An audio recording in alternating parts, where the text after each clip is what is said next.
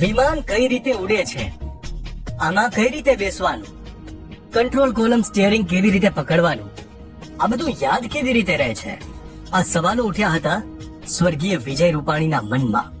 અમદાવાદમાં બનેલી plane crash દુર્ઘટના સમય નહીં, પરંતુ તેના 2 મહિના પહેલા Vijay Rupani western India institute of એરોનોટિક્સની મુલાકાતે ગયા હતા. ત્યારે અંદર કોકપીટમાં બેસીને મારી જમણી બાજુ એ બેઠા હતા, હું ડાબી બાજુ બેઠો હતો. એ વખતે એક સામાન્ય એક વિદ્યાર્થીની જેમ એ પ્રશ્નો પૂછતા.